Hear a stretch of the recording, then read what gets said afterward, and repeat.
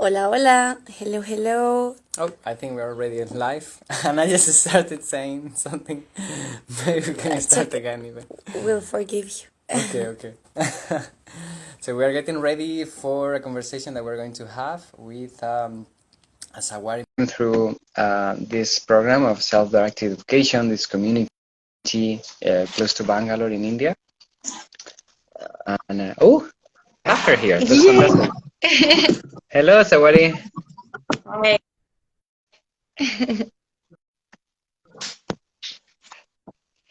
Nice to see you. Nice to meet you.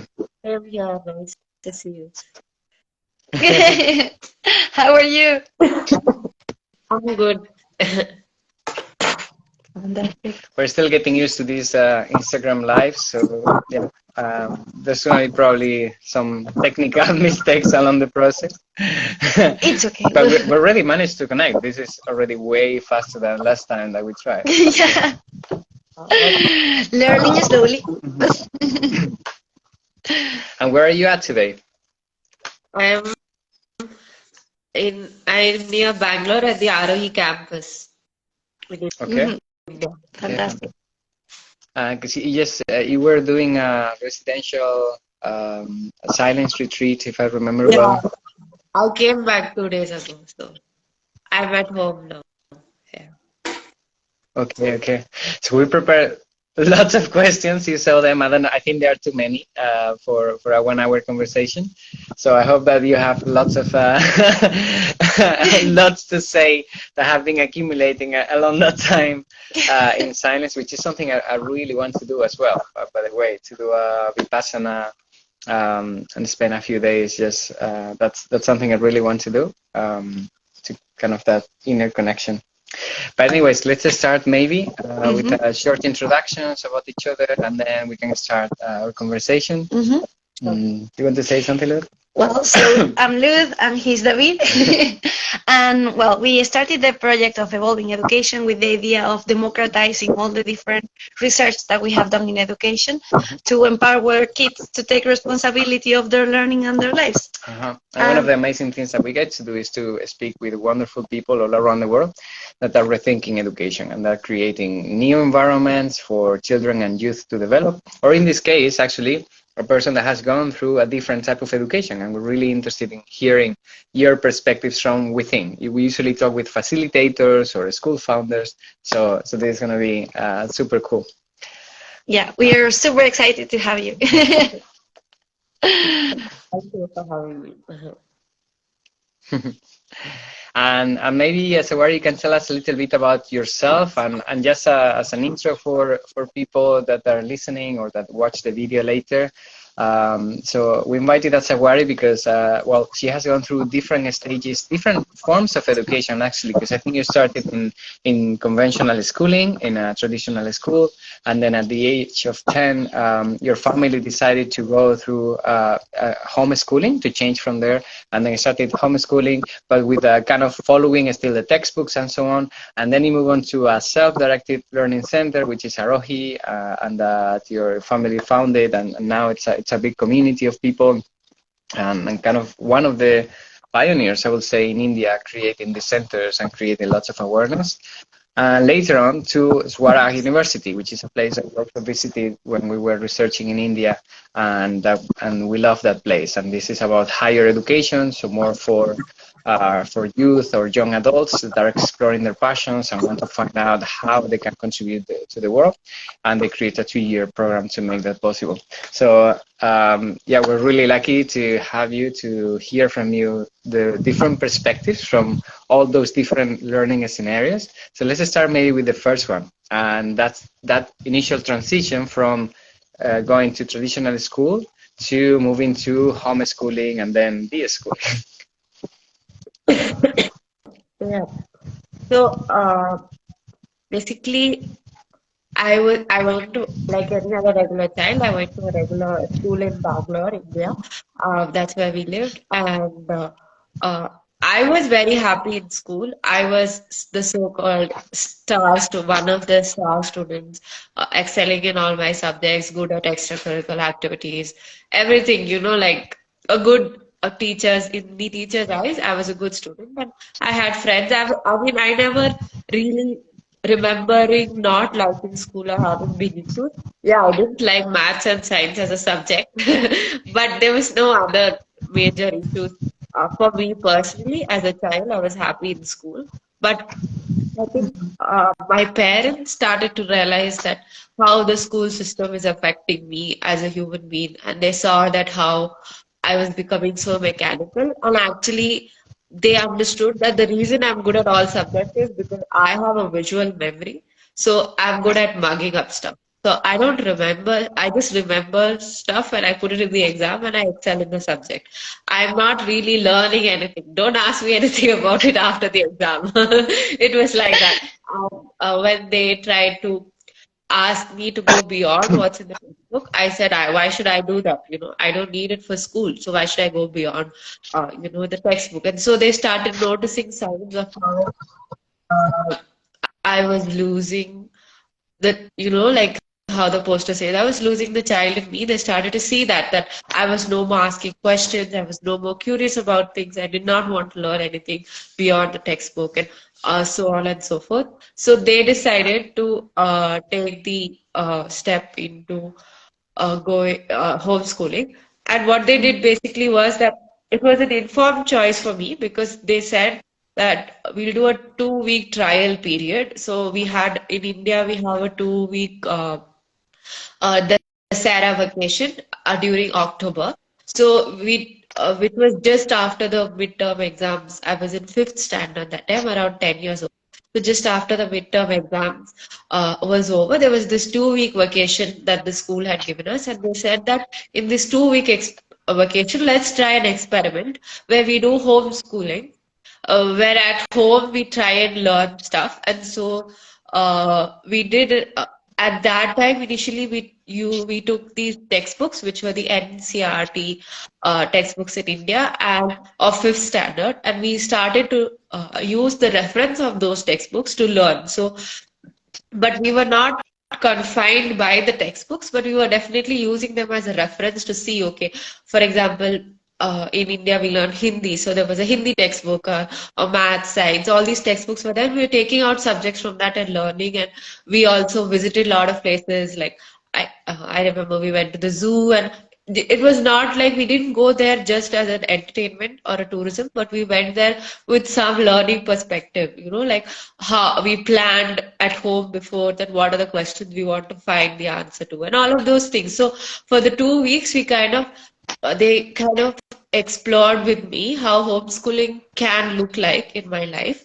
And I think as a 10-year-old, it looked fun because, wow, just because if I was good at school, not that it was fun to mug up stuff. So this looked more fun at least, and I get to be with my parents, and we are traveling, and we're having a lot of fun and doing stuff together. Like some subjects, my father would be with me, some subjects, my mom. So it was nice. And so I said, okay, I'm fine leaving school. It didn't. I think as a 10-year-old, I didn't really understand what I'm saying yes to, but at the same time, it looked fun. So I said yes. I think the only thing that I regretted was leaving all my friends. Like, I had friends in school and stuff like that. So maybe that was the only thing I felt like, oh, okay, I would not meet them on a daily basis. But that was also fine, like on the weekends, go meet them or something. So that transition was that way very smooth for me, and it was really nice to be involved in the decision making. It's not like they came and said one day that you have to leave school and that's the final decision. And nowhere ever, I mean, I never said that, but I know if I had said I want to go back, they would never have said no. Like, obviously, there would be conversation around it, but there would be space to go back. And yeah, that was how I kind of transitioned from conventional to homeschooling.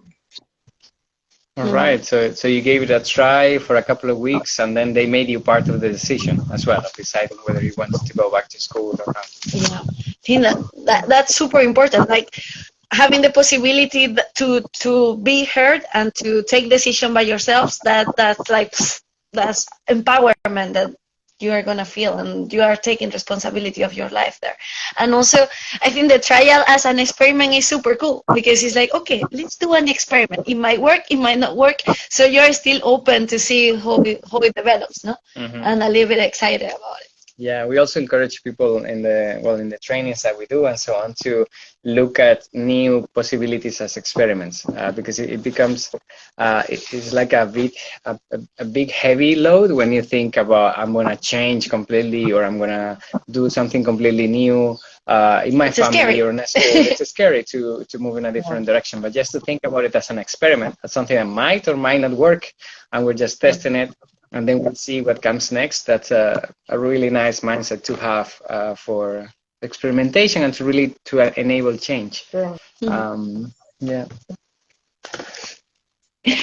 And what about the transition that you made from following a curriculum and textbooks to fully self-direction? Yeah, I imagine there must be some big challenges there, right? Because once you lose that structure, then it's like, now what happens? So I think that was also quite gradual, and like in the initial 6 months only, my parents saw that since they were doing it for, like, they were homeschooling me and my brother, who was at that time around 4 years. So they were doing it for me and my brother. So they saw that they can do it for a larger group of children, and so they started Aarohi, the Aarohi community in Bangalore, and then later on, after some years, we moved to a nearby village to have a bigger campus. So it was very gradual. I mean, initially, yes, we would take reference of the subjects, but then slowly, one would see that there's so much more to the text than the textbooks. There's so much more to explore. There's so much more to do.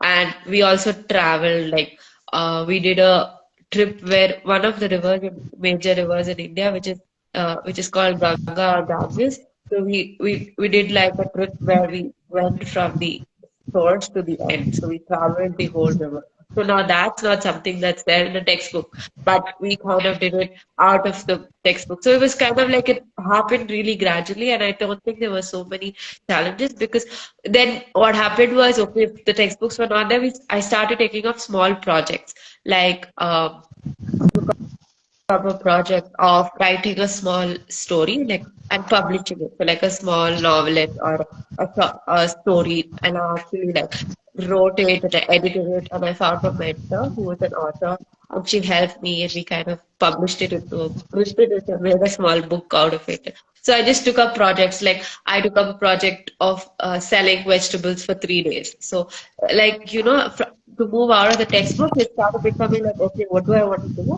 Let's take small projects and do that. And it was not like I lost subject. Like if I'm curious, instead of subject, it becomes topics. Like, okay, I'm curious to learn about atoms. What are atoms? So then let's watch some videos, or if textbook is needed, let's read the textbook or whatever. So it was more like projects and topics. Okay, I'm curious about understanding how the marriages of India work, because we have such a diverse culture and then diverse terminology. So I remember researching and making a presentation out of that. So it was a lot about seeing what topics I'm curious about, or what projects I want to take up, and doing that. Plus, of course, one thing that they would always do, especially through Aarohi, was give a lot of exposure. So we traveled, we went to a lot of places, met a lot of different people. They would do different activities with us to expose us to different topics, so that, maybe as a child, I may not know atoms even existed. But if they do a small thing with us, maybe it makes me curious, maybe it does not. So that was the exposure part, which really helped to continue to have more topics than I can actually do in a day. Like, okay, you want to do so many things, but there's only 24 hours that you can do a certain amount of things. Yeah, so that's how it was really gradual, and I think it's because they both were learning as we were also learning. So they were also learning how this whole process goes, and not just for me, but all the group of children that they were working with. So it evolved for them also, and that obviously meant it evolved for me and all the other children who were around. Mm-hmm. Oh, wow, that's really nice transition. I think very smooth and kind of moving from using structured contents towards more self-directed projects, coming back to books like a source of information and reference, but not necessarily the only source of information. And also as triggers and of curiosity, like you see something and it's like, okay, now let's start exploring in that area.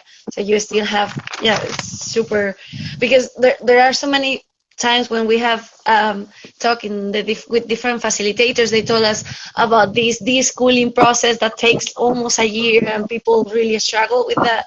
Like, I really, like, kids are like, I don't really know what to do, but then that transition that you made seems like super smooth of, okay, there is all these things that are triggers and it's giving you the exposure, and then your curiosity is starting to lead where you want to go and what you want to follow. And I imagine you must have seen that as well at the Aarohi community. Once you have more children coming in from conventional education, I guess you must have seen that challenge for some of them, or not? I mean, not really. Like what I have, maybe I didn't notice much as a child, but even now, what I notice is children are very naturally curious. We just have to kind of give them the space to be so. And yes, I'm not that there are no challenges. There are days when maybe you don't feel like doing anything. You just want to watch the TV the whole day, or now these days, laptop or Netflix, or there are days when you change very fast. Like today, I'm curious about atoms. Start seeing a video and I find it super boring, and it's like, no, the curiosity is dead. So there are that way. I would say those challenges are definitely there, the day-to-day challenges. But the challenge of transitioning from conventional to open learning, I have seen that it's not so difficult for children if they're given the supportive environment of just letting them be curious, and obviously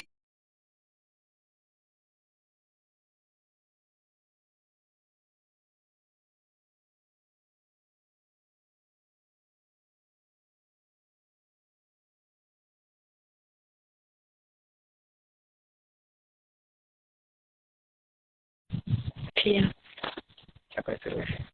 so, agree. All right. Thank you. Sorry, we had a little cut in the connection, but we're back. Okay. And a question that I'm sure you have been asked before is now that you probably have friends that have gone to conventional schooling, we don't think there's nothing wrong with it, by the way, just different people choose different paths to learn and develop. And how do you see any differences in the way when you speak with them about how they see the world or how they see themselves or what they know about what they want to do? You share a bit of that? Yeah. Um, I definitely feel like I at a more, I mean, a lot of people say this to me also, is that I'm a lot more mature. And that's not because I'm more intelligent or I'm more anything, but it's just that because I had a lot more space in my life to develop myself.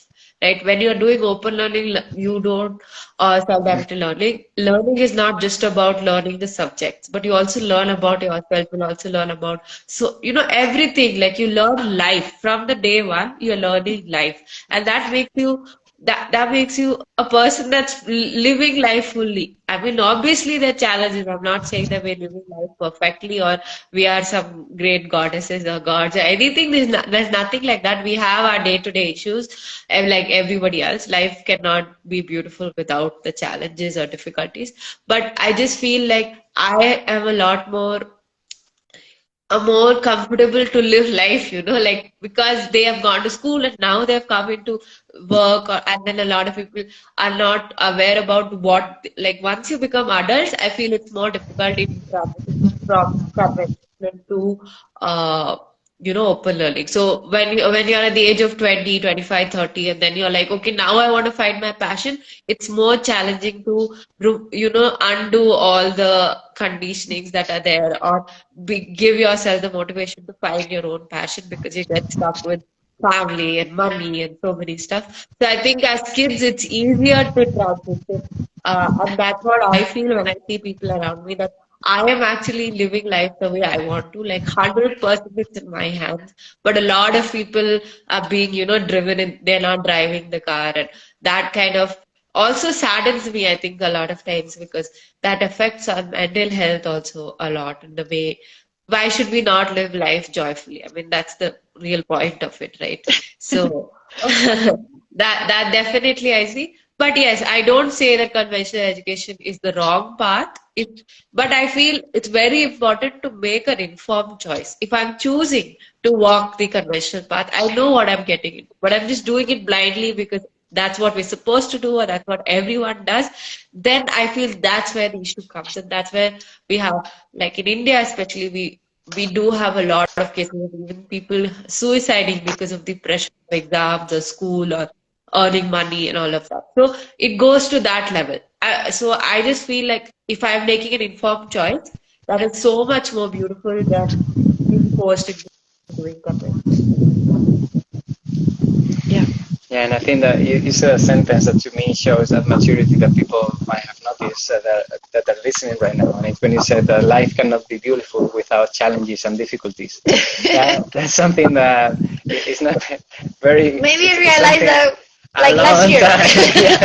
Yeah, it's not an easy thing to agree with, and that we all need to kind of make a peace with the fact that things are going to work out as we want every time, and that's part of it. And failure and mistakes are part of the learning process, and they are just beautiful per se because you're learning so much. Like sometimes I think that we struggle with the frustration of things not working, but it's also part of the learning process and part of getting to understand a little bit more with what are you struggling with and what are your challenges and how are you going to overcome that, because if there is not those challenges, then Yeah. then is everything so easy. And no, we need that to keep learning and to keep growing as humans. Mm-hmm. Yeah. Yeah. And actually, you said something that is connected with another big questions that we have, and it's whether self-directed learning is for everyone.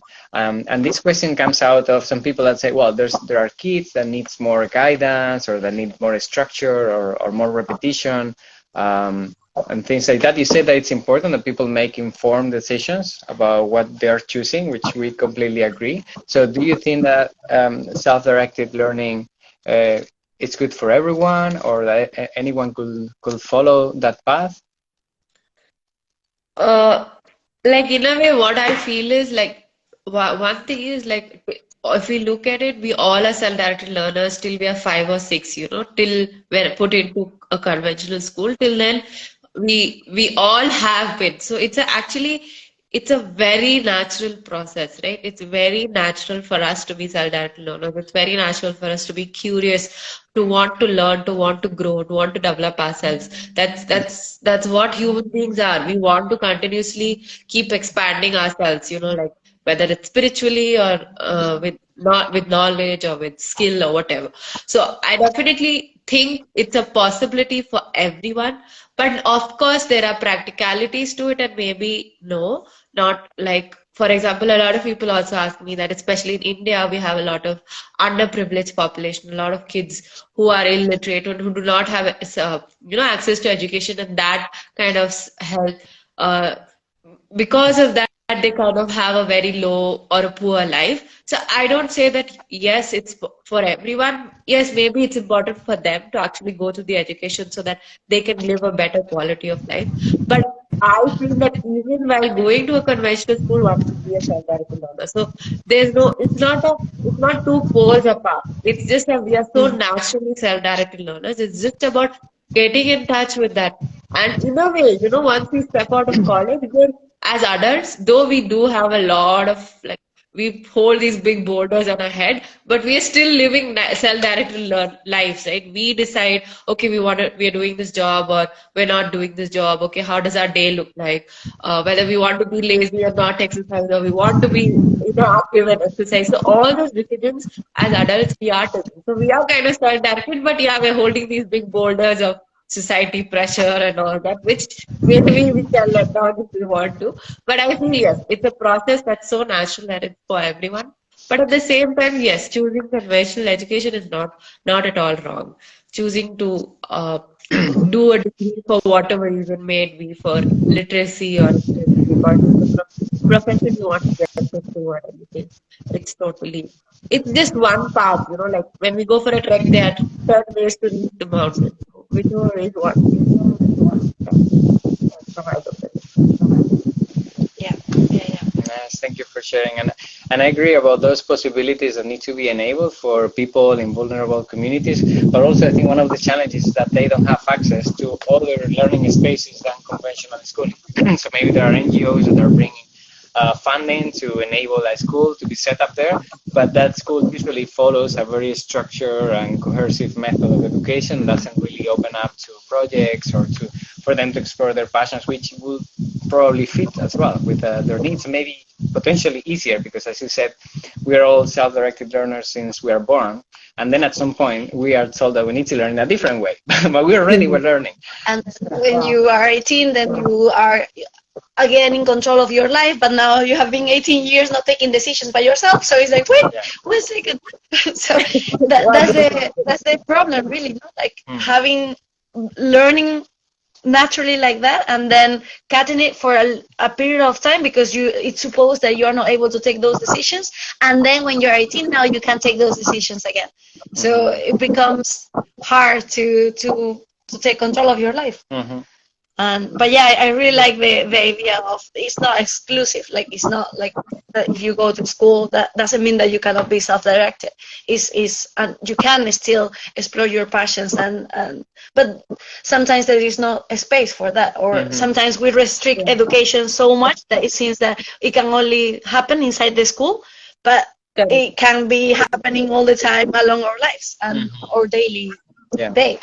Yeah, and I think this is also very important for people, for educators, for families to realize that there's a spectrum of possibilities, right? From the 100% cohesive, super structured educational system that we know to 100% unschooling families that are fully self-directed. There's a lot of variety in between. There's a lot of spaces where project-based learning and play and self-directed projects are also part of the learning, together with a curriculum, or there are different formats in which this can happen to enable people in a way to feel more safe, so making that transition slower from one place to another, or to find a spot where they feel more comfortable. And that spot can also change in time. Like maybe when you're smaller, maybe you need more direction, or the opposite. And when you are older and you want to learn a particular thing, then you might use something more guided. But like it depends on.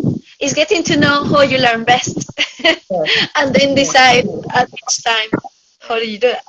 And I'm super curious about your experience in Swaraj University.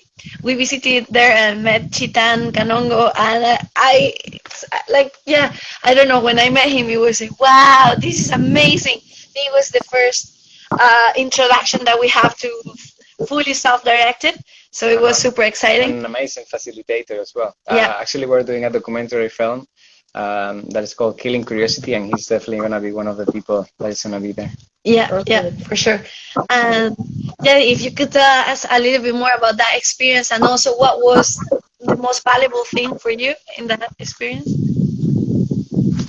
So, I basically, when I chose not to do my 10th, I decided I don't want to go to that path. I don't want to take a 10th degree. Though in India there is a possibility for a non-schooler or a person who has not gone to school to appear for the 10th exam, because I felt like it's a trap. That once I do 10th, it's not enough. I have to do 12th, and once I do 12th, that is also not enough. One has to go to college, and these days college is also not enough. You need to be postgraduate, only then you get a good job. So it felt like a trap and a huge waste of my time. Like I was like, dude, that's too many years of my life. I do not want to waste it like that. I would rather, I was at that stage of my life where I wanted to explore what I'm really passionate about. What are those few things that I want to really grow and make it become an expert in that area, or make it a skill, or make it my way of earning, or way of presenting myself in the world. So I really wanted to explore that, and I felt like if I went into the degree path, I would not be able to give myself that time, and I'll be very constrained by these very specific subjects that one can choose from to do that. So when I chose, I don't want to go for my 10th degree. So what do I want to do then? At that time, Aarohi, except for me, Aarohi had a lot of the community at that time was mostly of younger children. Like now it's very big, but at that time it was still older children whose parents were not open to this idea. It was still very new in India. So the younger children, obviously, though I never had a problem that way, I love being among any age group. I'm a person who can connect with any age group. That's also a very big beauty, I think, of self-directed learning, that you realize that your friends do not have to be only of your age. You don't have to be classified into that classroom of only your age children. You can learn from all ages and all people and stuff like that. So anyway, I was kind of, but also there was something in me that wanted to engage with also youth because I felt that will also help me uh, challenge myself more and grow more. And so that's why I decided to go to Swaraj University, which at that time had a 2 year course. Now, post COVID, they do not have that course anymore. But so they had this 2 year program in Udaipur, Rajasthan, India. And I went there, and well, basically in those 2 years, you are a cohort. So you're like, we were a group of 15 youth who were living. We would for some time live together, and sometime we would go our own ways in exploring ourselves, exploring what we're interested in, exploring what we want to do in the world without the thought of degree or anything, but what is it that we really are passionate about, or what is it that we want to do in the world. So that's what the crux of the program is. And so for me, the biggest thing was that I kind of found peers, like it was really nice to have a group of people of my age, and not that they were all my age, many of them were older than me also. Like I was around 18 when I started, they were 25, 26. So my age is also like, like a very broad term, but still, they were also people who are finding their passion, people who are seeing how they can do meaningful work in the world, and that kind of coming together as a cohort support. We were able to support each other, push each other, or emotionally be there for each other. Like beyond just a regular friendship, it was like we are actually really there for each other and questioning, okay, why did you do this and why did you do that? And that was really nice for me to have that kind of experience. Plus, I got to travel, I got to meet a lot of people, and it was for me the first time I stepped out of home by myself. So one of the things about being homeschooled is that you're with your parents all the time, and if your parents only run the community that you are a part of, so you're literally all the time with them, which was, I do not complain about that, but since I was all the time with my parents, it was the first time, even like sitting in a train by myself and traveling. Udaipur is very far from from Bangalore. So it was like, okay, going in a two-day journey in a train all by myself, or booking the ticket, or these small things. It looks small, but for me at that time, it was like, taking a step into learning how I can be independent. If I fall sick, how I have to take care of myself. Those very small things, but I know how important those learnings were for me as an individual. I cried a lot. I was very homesick for the first year. I remember I was like, at one point, I was like, I don't want to do this. I just want to be at home. So it was all those challenges were also a part of it. And also, I did find that over there I got exposed to environmental sustainability in a more deeper way. We had some workshops, and we met different people who are working in the field of social justice, and I'm working for the planet and doing stuff like that, and that really connected with me, and I connected a lot with that. And I felt like I want to do some work in my life that will take care of the planet, that will like bring more harmony to the planet rather than how our current lifestyle is, which is, well, I mean, the general way of how we are living is, which is against the planet. So I think those are the things that I really took away from those 2 years. And I was there for extra years. I was there for almost 3 years. I worked as an intern there just to be a part of the community for some more time. And yeah, and then I came back home, and then I figured out, okay, this is what I want to do, but it took me around 1.5 years to see, okay, how do I want to put it out to the world? Because yes, I want to do something for the planet. I like it. I'm passionate about it, but what to do about it? Like, what do I do? So initially I decided, okay, let's take workshops to spread awareness. but it started becoming too preachy for me, like, standing up and telling people, what you're doing is wrong, so you do this. And I'm like, okay, no, this does not sound like something I want to do. I don't want to tell people how they're living is wrong and how I'm telling to live is correct and all of that. So I did take a few workshops, but that didn't work out. And then I think then slowly I realized that one thing that will work for me is that I offer products in the world that will help people to live more in harmony with nature. And that's how I started my business, which is called Dhanak Naturals, which is right now basically I make natural body care products by myself. So I'm trying to revive some traditional practices of our country to take care of our body, like using bath powder and hair wash powder and tooth powder and those kind of things, plus soaps and lip balms and all of those things. So I make these kind of products here at home and I sell them. And I feel like through this, I'm able to give much more awareness of how we can live in harmony with nature than I was able to give when I was trying to do this workshop. So yeah, for the last 3 years now, this is what I have been doing. Just running the business and working on.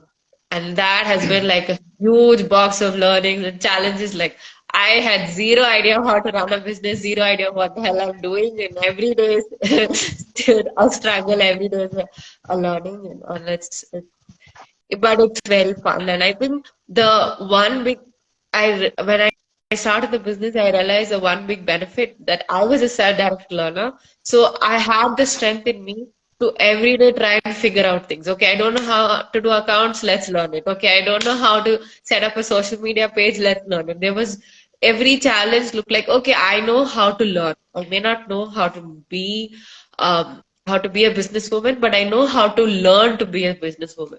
So that kind of a skill I felt became very handy as a self-directed learner to start a business. I was okay to call up people and say, hey, I don't know this, can you help me? Or look up the internet or anything like that. So yeah, that's how the journey was for me to right now. Yeah.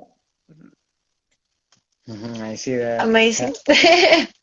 Yeah, and I see that exposure and interactions with this will actually help you to take the next decisions about where to go.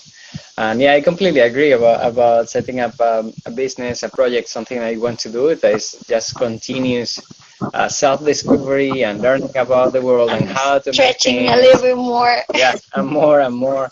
And that sense of what you just said of I know how to learn, that's so empowering because that's the number one element that you need to have to keep moving forward. It doesn't matter what we need to do, we'll figure out and then learn how to do it and then make it ourselves. Maybe not like perfect, but good enough to keep going and to keep making more experiments and taking more decisions to know in which direction to go later on. Yeah, and I think it's one of the kind of the fears that I had of, I don't know how to do this, so I need to find people that know how to do it. While when you feel more empowered to learn about things, then you can give yourself the space and time to learn about it and experiment. And then maybe you also collaborate with more people and so on, but now knowing actually what you're talking about rather than just out of fear and that mindset of scarcity of I just know about this one thing because this is what I studied and everything else is outside of my scope. Yeah, and having flexibility and patience in that learning process, no? Because it is true that you have to shift so many times and this is wrong, then maybe I go this way, and there is a lot of assumptions and so on. But it's a marathon. Creating your own business is a long marathon, and sometimes you go faster, sometimes you go slower, and sometimes it's like, oh my god, I'm gonna die. But sometimes it's rewarding because you're taking that decisions and you're making those learning by yourself and learning per se. I think this is like one of the core things. I love learning. I really enjoy it. So it's like the perfect opportunity to keep doing that. Yeah, absolutely. And along this time, I imagine, so one question that probably people must have asked you before is, what about titles, right? You mentioned before that you needed to take that exam when you were 14 to be able to enter the standard path in education and going to college and so on. And the usual thought and the usual fear of many families is, oh, but what happens if my children don't have the titles that they need? They are not going to be able to find a job and all those things. Have you faced any challenges for not having those standard titles and degrees? So, personally, no, I have never faced any challenges. Um, I mean, yes, some people don't understand it. Initially, a lot of my relatives were not able to accept the decision, and they were like, "You're ruining your life," and all of those kind of comments were there. But so not having a title, I think, has not yet stopped me from doing anything that I want. Like some people even say, okay, legally you'll have issues because in India, they ask, let's say if you want to take your passport or something, they ask for the 10th documents and everything. But I have all of my legal documents in place, and it's not such a big issue that I mean, at least I have not faced any legal issues with not having an education or a so-called, proper education in the eyes of the government. And in terms of course, I haven't really applied for a job, so I can't give a guarantee that I will. But through experience, I can't say that we would get a job. But I personally have a lot of confidence that if I want to get a job today, I can without a degree also, because first of all I feel that the world is understanding, the world is able to see that degrees is nothing but just a piece of paper, and they are able to understand that we cannot judge the person in front of us th- just by the degree. So I think there's no, that way there's no issue, and the world is changing in a very big way towards being degree-less and towards understanding that these things are some certain professions. Let's say you want to become at least in India, if you want to become an allopathic doctor or a government lawyer or something, maybe yes, you need a conventional degree, and maybe there's a reason behind that. But otherwise, there's this whole bucket of professions, whole bucket of jobs that do not really require you to have a degree. But yes, you do need to have the passion. Do need to have the skill, or at least you should be ready to develop your skill and train yourself in that skill. And it's very good to have a portfolio that will support one to get a job in terms of that. And I have personally experienced that. So before I got into sustainability, I was also a little bit into facilitation. So I was exploring if I want to become like a facilitator and do stuff with children and youth. And at that time, I was actually offered two jobs in two different organizations where they said, come and we would like to have you join our team and do work with people, like facilitate different workshops and stuff like that. So but I declined those stuff because I kind of wanted to do something on my own always. I did not really want to get into a job, but that just gave me confidence that if now in the future ever I do want to apply for a job, I do have the skills to do it, and people will recognize me for my skill and my passion, not my title or my degree. And now also I've been selling for the last 3 years, and no one has ever asked me, "Do you have a certification in cosmetic products?"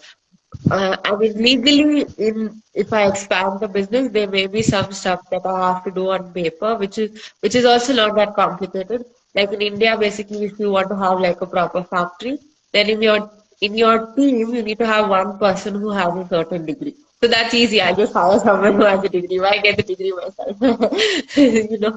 So just to use out the legal stuff. But yeah, I've been selling products for the last 3 years, and nobody's asked me, "Do you have a degree in it?" But they see, you can see the work in the product. You can see it when you use it or when you smell it. So, so I think if your work can speak for you, then you don't need a degree in any profession. But yeah, maybe for legal issues, one might have to take in certain professions. You might have to have a title. But otherwise, it's about wanting to do your work, having the passion. Of course, failure will happen, but it's part of that. Mm-hmm. Mm-hmm.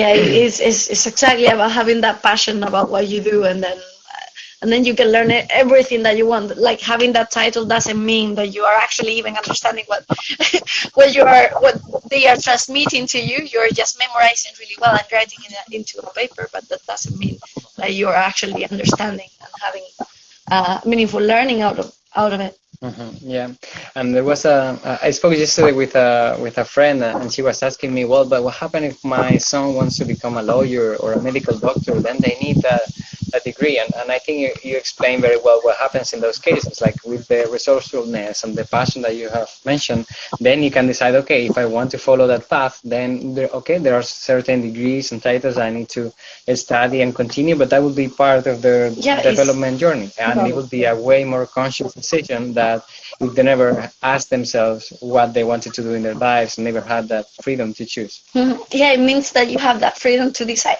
Like, Yes, if you want to yes. become a lawyer, fantastic. For that, you actually need a degree. So then you have to study and do these things, and you just have to prepare the exams and having that. So it's not. Yeah. But When it anyways. comes out of passion, when it comes out of passion, then it's not about the exam, but you actually want to learn to become a lawyer. But when it comes out as, okay, there are only three options, lawyer, doctor, and engineer, and I have to just choose one and somehow graduate the college, then it becomes, very different. Then the way we approach the learning also becomes very different.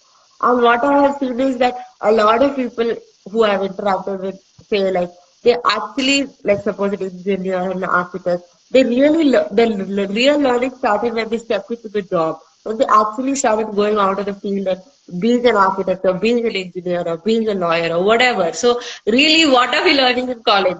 So that's a big question that I have as to what will I actually learn in those 4 years or 6 years or whatever number of years that we put in and all of this just for the fear of the future. Like no, I have talked to so many people about going to English, and everyone says, "Yeah, this is amazing. The thought is great, but there's always a but. But what about the future? But what if? What if?" So we live in these so many what ifs, and because of that, we're ready to ruin our now, which I find really hilarious. Like from the age of 6, the child is doing nothing but working towards the future that God knows he or she will have or not. Like I don't know about other countries, but in India, COVID really showed how even if you have a degree, it doesn't matter. So many people lost their job, even if they were super qualified to do their job and super this. So one never knows what's going to happen in the world. One never knows in which direction the world is going to go. So, do we really want to spend so many years of our life? Like, especially we're giving a child, like from the age of 6, what is the child doing? He or she is preparing for a future that God knows what he or she will have or not. And then I know so many people who have studied for one, but they're never doing that job. They're doing something else because they realize that they're not passionate about an engineer or a doctor or whatever, but they're passionate about something. So what is the point, my thing is, to waste so many years on this simple insecurity that we have that what will happen in the future? I mean, I'm sure, yes, I'm not saying that money is not important. It's very important. I also want to earn, at least enough money to live a joyful life. But I don't want to live in this fear that, one day I have to earn money for myself or I have to get married, I have to have children. So for that one day, I'm going to spend so many years of my life getting a degree that I don't even know if it's going to work or not. That degree may just be totally useless uh, to get a job because without skill, there's no point in having a job. So yeah, I feel it we're so stuck in this fear of the future. There's so much insecurity, and that's why a lot of parents and children are not able to give themselves the space to actually think, do they really want to do a degree? There's simply no choice. You just have to do it because there's so much, fear inside about the future. Yeah, I think that's the one of the key things. Like we start living all the time in the future and never enjoy the present, and then the future might not exist. So better to actually live that present and be mindful and enjoy it than planning and living in that constant fear and that scarcity mindset of what would it happen in the future. Like who knows? But And I agree what you said about that. Any employer that hires people coming out of university knows that they know nothing about what they need to be doing, and that the first 1-2 years is going to be training them to actually to be able to do whatever it is, scientific research or lawyers or whatever it is. It's like you really come out of university knowing absolutely anything. But after 4 or 5 years of your life, I have spent. Imagine just those 4 or 5 years actually doing something that was related with your passion. On one hand, you will know how to do better, but on the other, as you said, there's so many people that finish their degrees and they find that they are not connected with it at all, and they want to do something completely different. They just didn't have the chance to question themselves until they got out of formal education, because it's always, as I said, preparing for the future. Do a bachelor's and then a graduate program and then a master, and whatever it is, always to put farther away in the future the moment when you have to make a decision about what you're going to do with your life.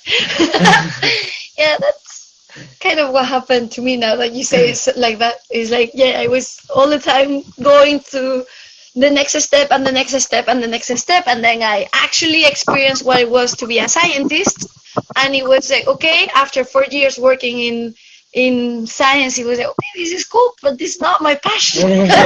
So now let's just start finding what it is. Yeah. So yeah, it's having that experience and playing and having the opportunity to actually experience by yourself different things, and then having the opportunity to decide by yourself what you want to keep doing, and also accepting that sometimes maybe you want to do this for several years and then changing and then another thing. So it's like not one thing that we have to do for the rest of our lives, but something that is all the time changing, and that's also beautiful because that means that you don't repeat the same thing forever, but you can keep evolving and doing different stuff. But if you're passionate about what thing, fantastic. Mm-hmm. But there is that freedom and that possibility of changing and keep following your own path. Mm-hmm. And for the last 10 minutes, like one super like the question: if you could redesign the educational system, how would it be for you? That's like the toughest question in the world. If I could redesign my education system, uh, well, I think the biggest thing that we need to take out is this fear of the future. I would take that out and say that forget about the future. What do you want to do today? We need to take out all the teachers and the exams and the classrooms and all the structure that we put, and really ask the child, what do you want to do today? And let he or she do that. I think, which is kind of open learning, but I feel like even now in current schools, even if there's a classroom, there's a teacher, it's fine. Let that be. Even if there's subjects, let that be.